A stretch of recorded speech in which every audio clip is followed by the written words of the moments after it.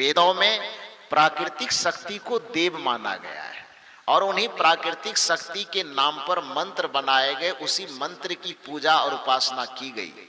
पुराणों में जितना देवी देवता हम लोग जानते हैं, ये देवी देवता न तो वेद में है, न शास्त्र में है, न उपनिषद में है।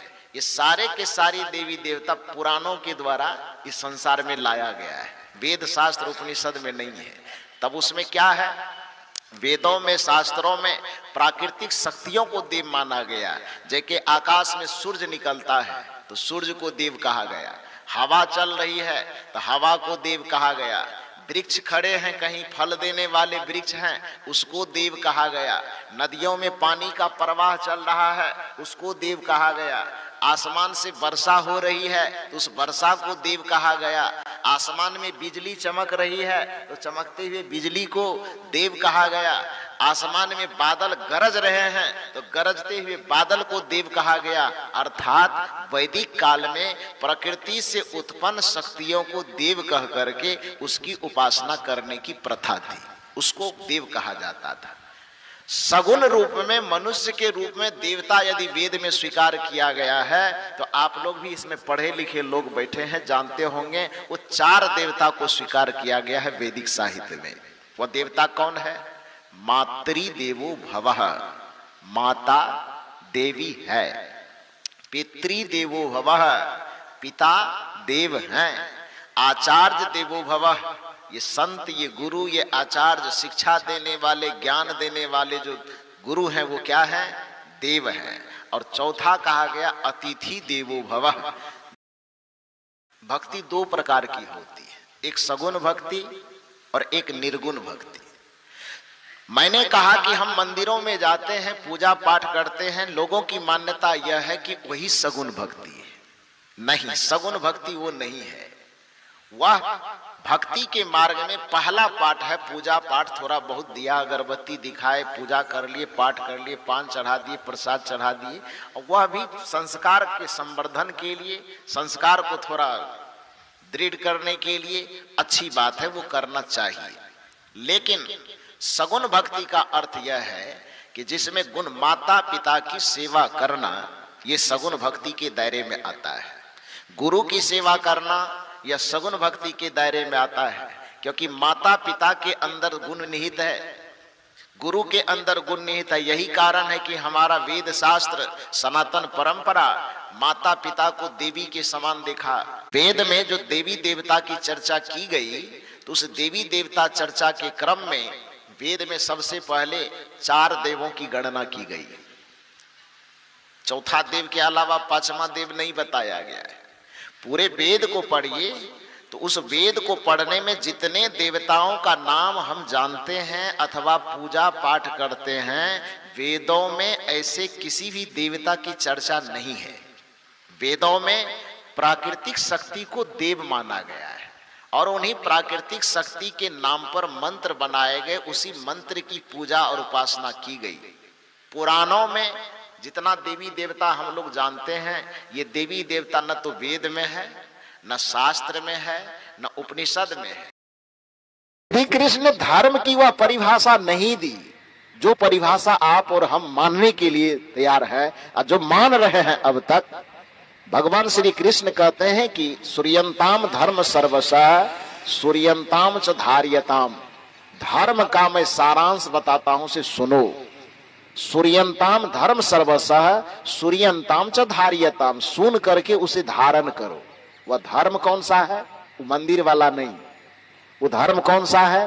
पूजा पाठ घंटी तीरथ व्रत से उस धर्म को कुछ लेना देना नहीं, बल्कि वह श्री कृष्ण का जो बताया हुआ धर्म है, वह धर्म कहता आत्मनः, आत्मनः अपने लिए, प्रतिकूलानि, जो विचार, जो व्यवहार, जो कर्म अपने लिए आपको प्रतिकूल लगे, विपरीत लगे, उल्टा लगे, आत्मनः प्रतिकूलानि, अपने आप के लिए प्रतिकूल लगे, उल्टा लगे, पर ऐसान, किसी दूसरे प्राणी के साथ न समाचरित, वैसा व्यवहार न करना, ये धर्म सनातन, इसी को सनातन धर्म कहा जाता है, इसी को मानव धर्म कहा जाता है, और यही कबीर साहब का धर्म है। इसी धर्म को कबीर साहब की दृष्टि में मानवता का धर्म कहा जाता है। इसी धर्म को कबीर साहब की दृष्टि में इंसानियत का धर्म कहा जाता है।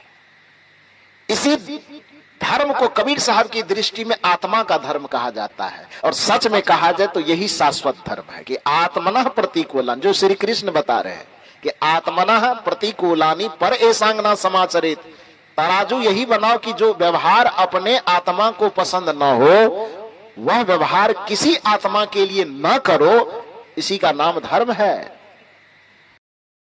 साधारण आदमी नदियों में स्नान करने से पाप कटना मानता है, मूर्तियों की पूजा करने से अपने जीवन का उद्धार मानता है, कोई मंत्र जप करने से मोक्ष मानता है, कोई यज्ञ हवन करने से अपने जीवन का कल्याण मानता है। तो देखिए कृष्ण यहाँ इतने कठोर शब्द का प्रयोग करते हैं कि शायद कबीर साहब के मुंह से उतना कठोर शब्द कभी नहीं निकला होगा।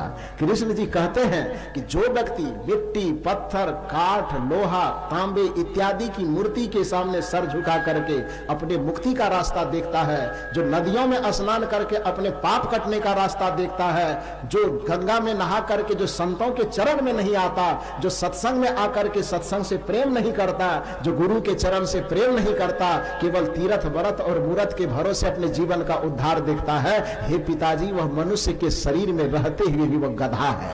कृष्ण कहते हैं कि जिस प्रकार से आदमी के अंदर सतोगुण बढ़ने से उसके अंदर भक्ति की प्रवृत्ति जगती है, रजोगुण की प्रवृत्ति बढ़ने पर वह क्रियाशील होता है, तमोगुण की प्रवृत्ति बढ़ने पर वह आदमी सोने के लिए जाता है, आलस निंद्रा तंद्रा उसमें आती है। जैसे आदमी के अंदर रजोगुण, तमोगुण, सतोगुण के परिवर्तन होने से आदमी के चैतन्यता में परिवर्तन आती है, उसी प्रकार से प्रकृति में जब रजोगुण, तमोगुण और सतोगुण बढ़ता है तो तीनों गुणों के परिवर्तन से वर्षा, ठंडा और गर्मी का परिवर्तन होता है। इसमें किसी इंद्र और फिंद्र की कृपा की आवश्यकता नहीं है, इसलिए किसी इंद्र की पूजा करने की जरूरत नहीं है। ये किसने कहा? श्री कृष्ण ने कहा कोई इंद्र के पूजा नहीं होगा। और कृष्ण जी की इतनी चलती थी कि उसके सामने सब झुक गए। तब कृष्ण तुम ही बताओ कि अब क्या करें। महिषासुर की हत्या क्यों कर दी गई? यदि दुर्गा की ही हम पूजा करते तो महिषासुर को क्यों मारा गया? क्योंकि महिषासुर प्राणियों को सताता था। कथा तो यही कहती है कि महिषासुर प्राणियों को सताता था, तो प्राणियों की रक्षा के लिए दुर्गा मां ने महिषासुर को ही खत्म कर दिया। हम उसी दुर्गा के सामने, महिषासुर बेचारा की छाती में भाला भोंका हुआ है, हम नजर से देख रहे हैं कि महिषासुर को मारा। विचार कीजिए तो क्यों मारा? वो महिषासुर के छाती में जो भाला भोंका हुआ, क्यों भोंका हुआ है? भोंका होगा कि नहीं भोंका होगा ये हम नहीं जानते, इसकी ठेकेदारी भी मेरे पास नहीं है। लेकिन कथा कहानी कहती क्या है? क्यों भोंका हुआ उसकी छाती में भाला? इसीलिए क्योंकि वो इतना अत्याचारी था कि किसी भी प्राणी को सताता था। कथा यही कहती है। तो दूसरे को सताने के कारण, दूसरे के पीड़ा देने के कारण, दूसरे पर अत्याचार करने के कारण, दूसरे पर जुल्म ढाने के कारण किसी शक्ति को देखा नहीं गया, तो वह शक्ति उत्पन्न हुई और उस अत्याचार करने वाले को, दूसरे को पीड़ा देने वाले को, दूसरे को सताने वाले को उसकी हत्या कर दी। उसी की विजयादशमी पर्व हम मनाते हैं और उसी देवी के सामने जाकर के छटपटाते हुए प्राणी के गर्दन पे हम तलवार मार देते हैं। हम कसाई नहीं तो हम पुजारी कैसे हो गए बताइए? यदि कबीर साहब इस जगह पर कह देता है संतों पाड़े निपुण कसाई, तो क्या गलत कहता है? आप पुजारी, मंदिर में जाकर के आप पुजारी नहीं बन पाते, आप कसाई बन जाते हैं। धर्म के स्थान पे जाके भी आप दया नहीं सीख पाते हैं, वहां पर निर्दयी हो जाते हैं। धर्म के मंदिर में जाकर के भी आपको अहिंसक होना चाहिए, वहां से आप हिंसा लेकर के आते हैं। आप लोगों ने कबीर साहब से यही शिकायत किया है कि कबीर साहब देवी या देवता फलना चिलना को मानने नहीं देता है। मैं भी कबीर का बच्चा हूं, आपको मानने की सलाह देता हूं, मानिए, लेकिन तरीके से मानना शुरू कीजिए ना। राम को मानिए तो राम के आदर्श पर चलना शुरू कीजिए, कृष्ण को मानिए तो कृष्ण के आदर्श पर चलना शुरू कीजिए, शिव को मानिए तो शिव के आदर्श पर चलना शुरू कीजिए। राम का आदर्श क्या कह रहा है छोड़ दीजिए, कबीर साहब को नहीं मानना है, रामे को मानना है, मानिए, कौन मना करता है? कृष्ण को ही मानना है, मानिए, कौन मना करता है? लेकिन मैंने क्या कहा, कृष्ण का काम है प्रेम बांटना। कृष्ण गाय को पालता था, गाय को काटता नहीं था। कृष्ण के सामने पशु पक्षी कबूतर उड़ते उड़ते, जाइए देखिए कृष्ण के मंदिर में, जहां कहीं भी वृंदावन घूमने चले जाइए आप, या कृष्ण की या दुनिया के कोई भी मंदिर है, किसी भी मंदिर में आप जाकर के देखिए तो मंदिरों में आपको कबूतर की संख्या बहुत ज्यादा मिलेगी, मिलती है ना। वृंदावन में तो और पक्षी भी ज्यादा है, लेकिन अन्य जगह पर किसी भी मंदिर में जाएंगे तो पक्षियों की यानी कबूतरों इत्यादि की संख्या आप ज्यादा देखेंगे। क्यों है वहां मंदिर में पक्षी ज्यादा क्यों रहता है?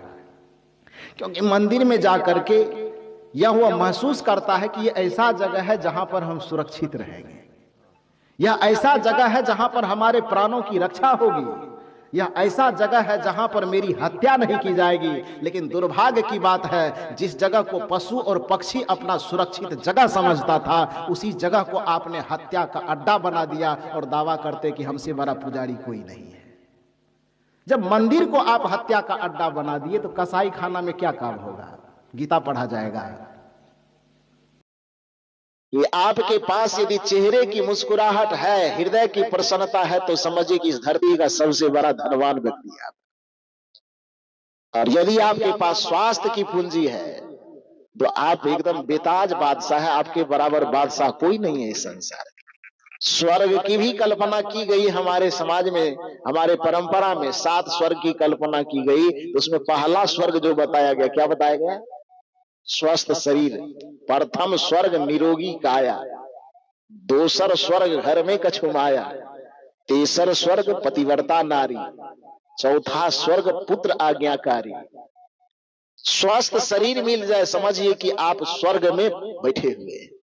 अस्वस्थ शरीर के साथ साथ आपका हृदय भार से मुक्त है, मन दिल और दिमाग टेंशन से परेशानी से मुक्त है, और आपके चेहरे पर एकदम मधुर मधुर मुस्कान छाई हुई है। समझ लीजिए कि आपके पास धन और दौलत की जागीर हो कि न हो, फिर भी दुनिया के बादशाह आप हैं।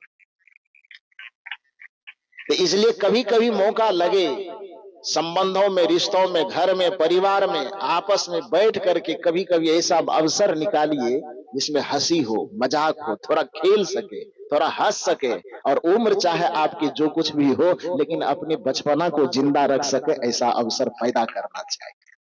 चेहरा एकदम, दिल एकदम, हृदय एकदम खिला हुआ होना चाहिए। ऐसा मुंह लटका के नहीं रखना चाहिए कि लगे कि सीधे जमराज से भेंट हो रहा है।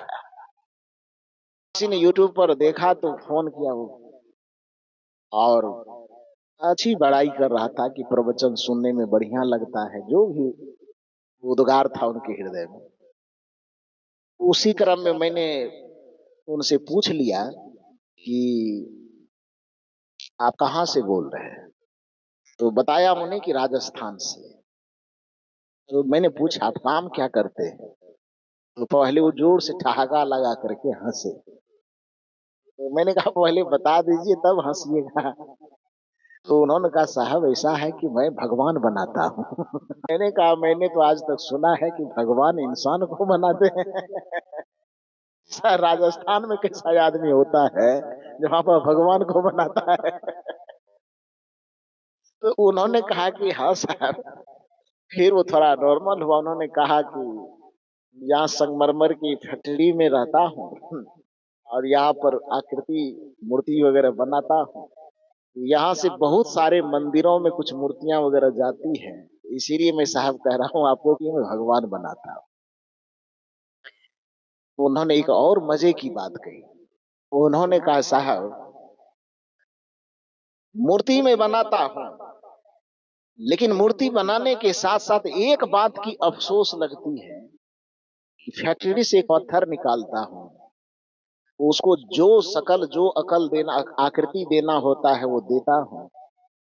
जब तक यहाँ से पत्थर, जब तक वो मूर्ति बनती है तब तक भी वह पत्थर ही रहती है।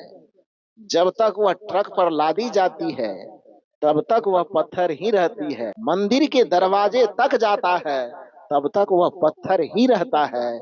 लेकिन एक बार जब मंदिर के कमरे में, गर्भगृह में एक बार वह प्रवेश कर जाता है तो एक बार में वह पत्थर, पत्थर से भगवान बन जाता है। लेकिन दुर्भाग्य है कि यह आदमी एक बार नहीं, उसी मंदिर के चौखट पर एक बार नहीं 1000 बार उस मंदिर के गर्भ में प्रवेश करता है। एक पत्थर तो मंदिर में प्रवेश करके भगवान बन गया, लेकिन दुर्भाग्य है कि ये आदमी कहलाने वाला 1000 बार उस मंदिर में प्रवेश करके इंसान तक नहीं बन पाता है। इससे ज्यादा दुख की बात क्या हो सकती है। ओ भगवान शिव क्या है?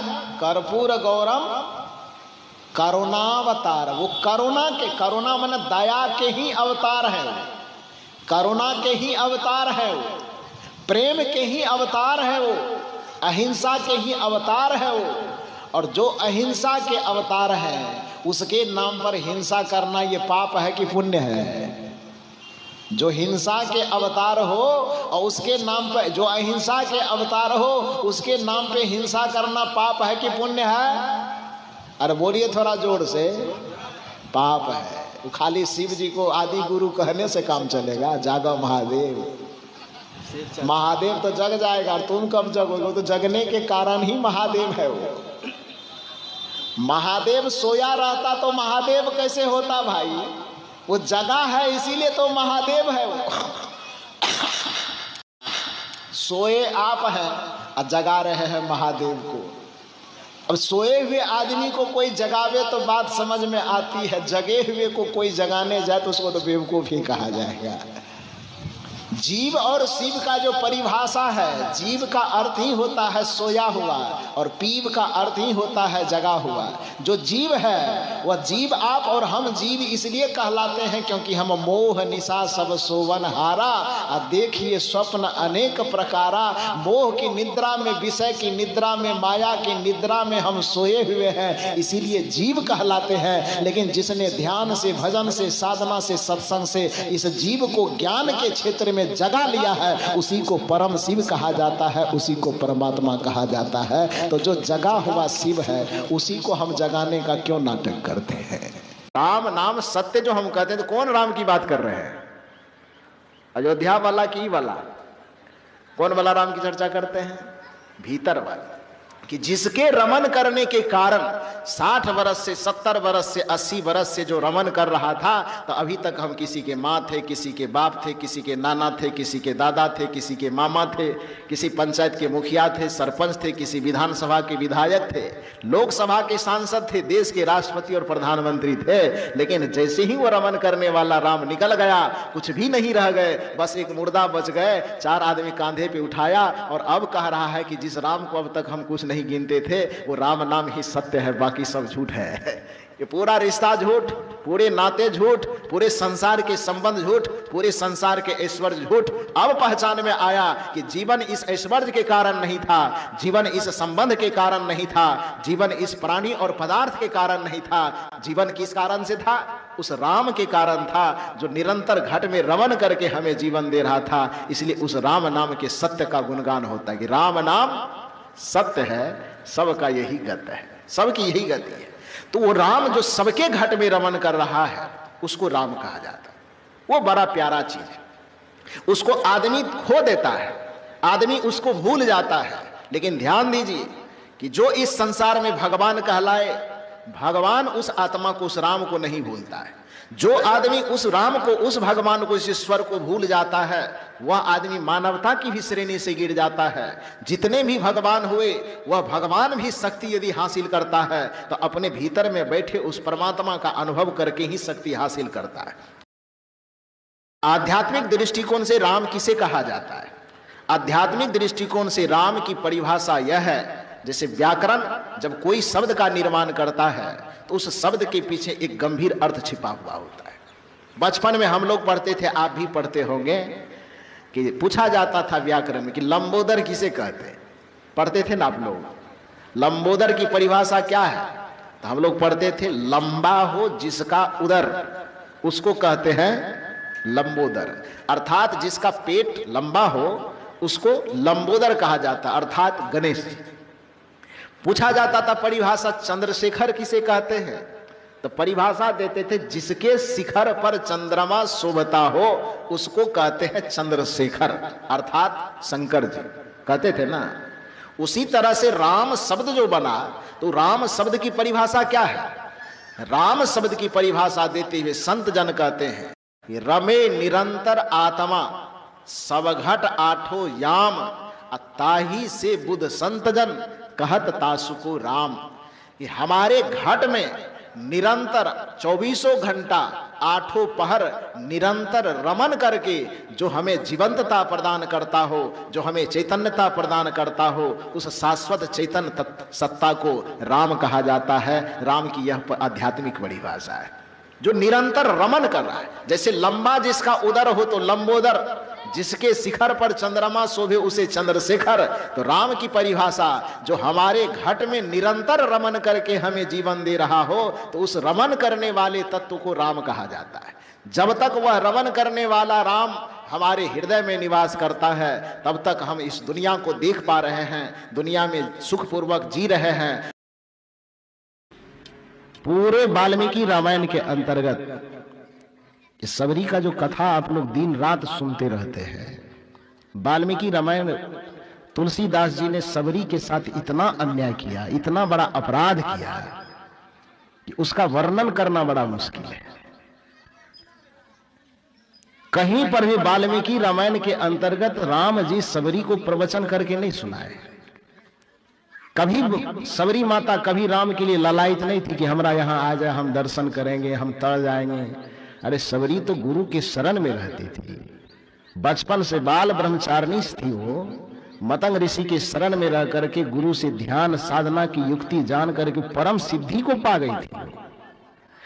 सबरी की कथा ऐसी है वाल्मीकि रामायण में कि सबरी अपने गुरु, बचपन से गुरु के शरण में रहती है, पूरे जुआ अवस्था गुरु के शरण में गुजार देती। राम का कहीं उस समय जिक्र भी नहीं था, जन्म भी नहीं हुआ था।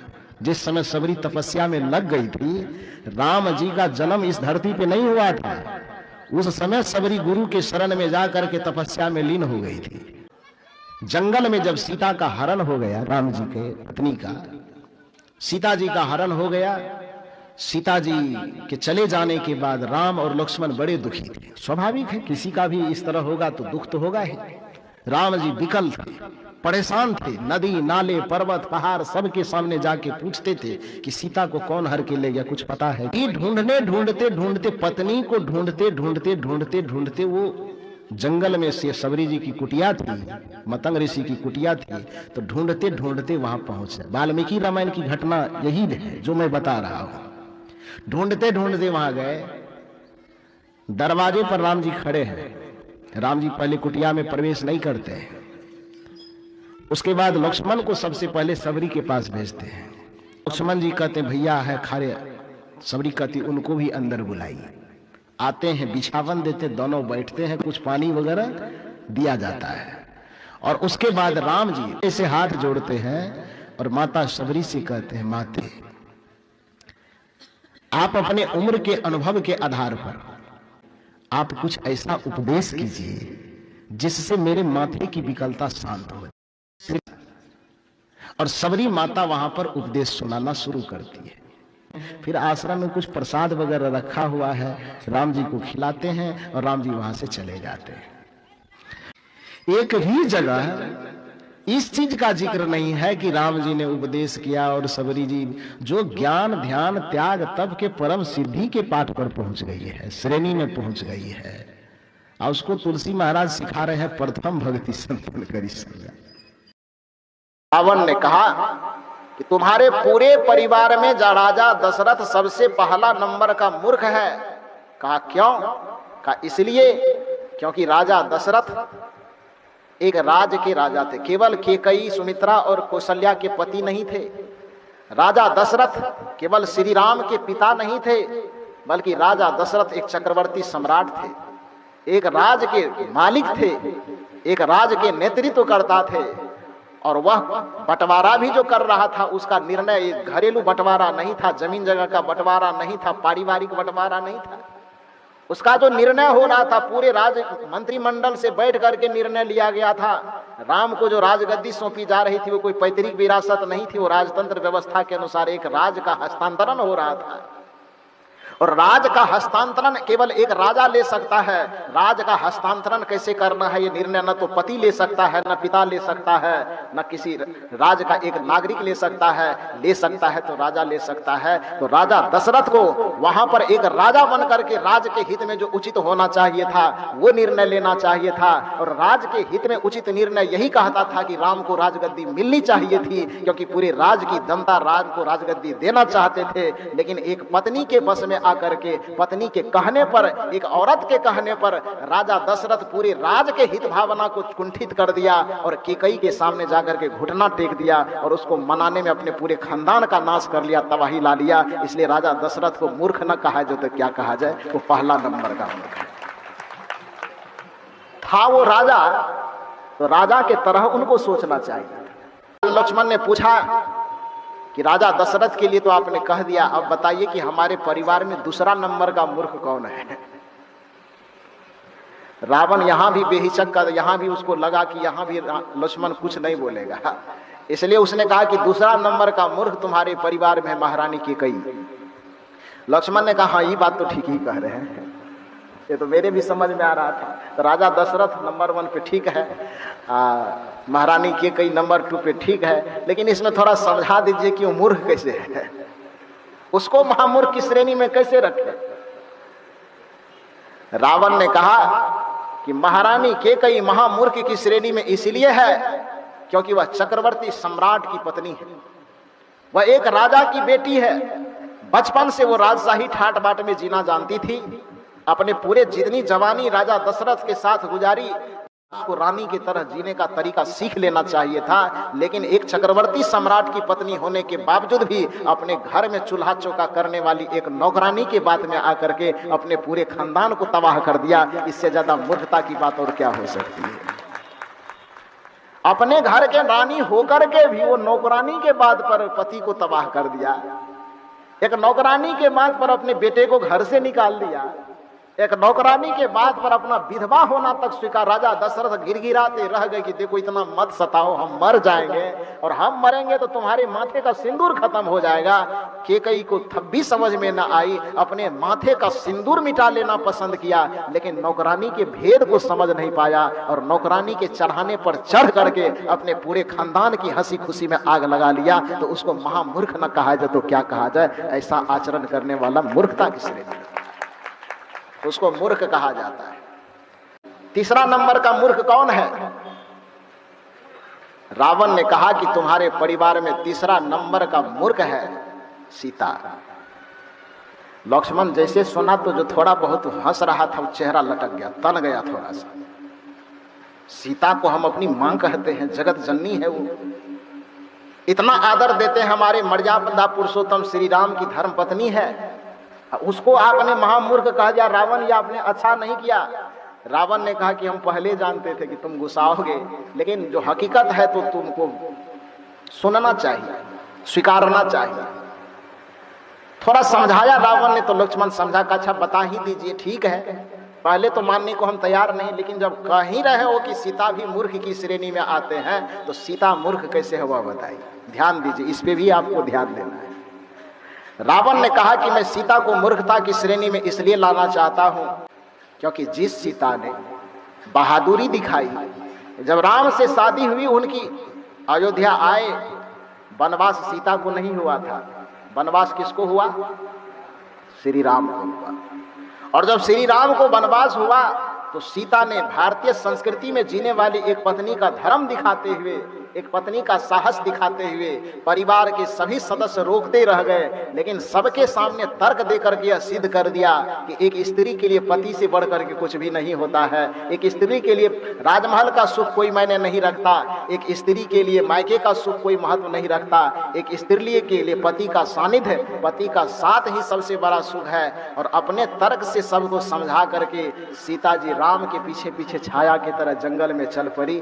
जो इतनी बड़ी हिम्मत दिखाई, जिस सीता ने एक राम के लिए पूरे संसार के सुखों का त्याग कर दिया और जिद करके एक सोने के मिर्गा के लिए उसी राम का त्याग करके मिर्गा के पीछे दौड़ा देती है, तो ऐसे सीता को मूर्ख न कहा जाए तो क्या कहा जाए। ये सीता की महामूर्खता थी। जिस राम के लिए उसने पूरे संसार को लात मार दिया था, उस सोने के छोटे से मिर्गा के लिए उसको राम को लात नहीं मारना चाहिए था। और कदाचित सीता उस मिर्गा के पीछे राम को ना दौड़ाती तो सीता के जीवन में कोई दुख आने वाला था?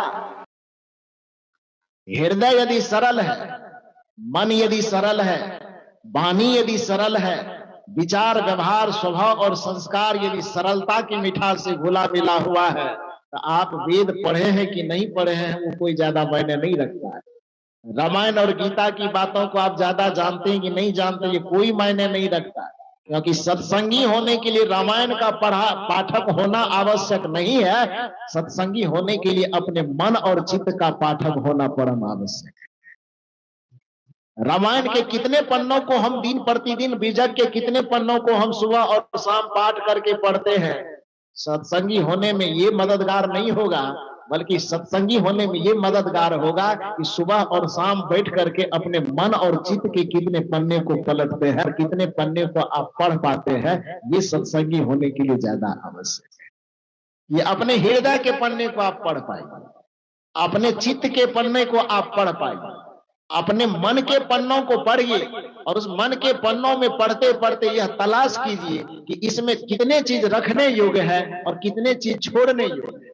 किन किन आदतों को रखा जा सकता है, किन किन आदतों को छोड़ा जा सकता है, किन किन विचारों को रखा जा सकता है, किन किन विचारों को छोड़ा जा सकता है। और जो रखने लायक मन के ग्रंथ को पढ़ने के बाद, चित्त के ग्रंथ को पढ़ने के बाद, जो विचार, जो व्यवहार, जो कार्य, जो संस्कार रखने के लायक हो उसे सहज करके रख लेना, और जो छोड़ने लायक हो बिना निर्मोहता के उसको छोड़ देना, उसी को सत्संगी कहा जाता है, उसी को धार्मिक कहा जाता है।